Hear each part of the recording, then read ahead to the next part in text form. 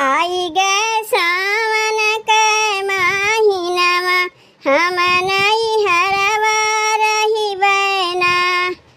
आई गे सावन के महीनामा हम नैहरवा रहिबैना।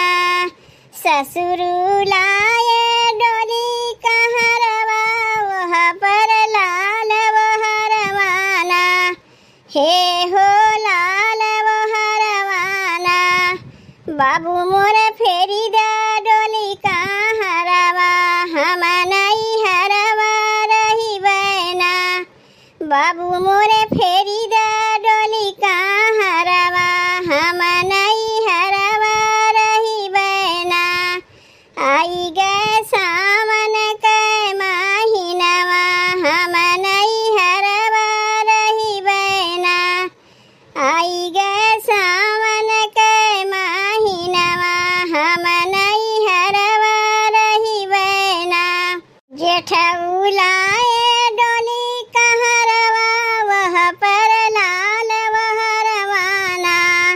हे हो लाल वहरवाना, भैया मोर फेरी दा डोली कहरवा हम नैहरवा रहिबैना।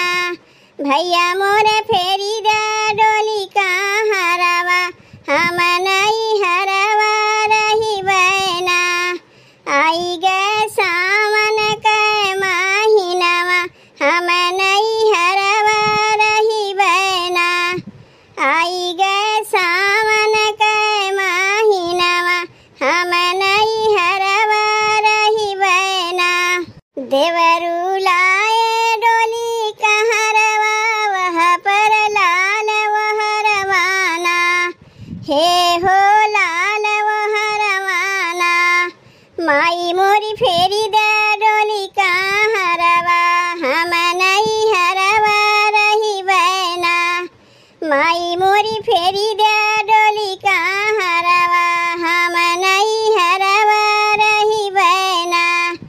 आई गे सावन के महीनामा हम नैहरवा रहिबैना।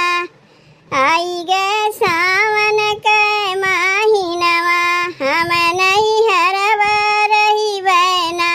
सैया लाए डोली कहर सैया लाए डोली कहरवा वह पर लाल वहरवाना।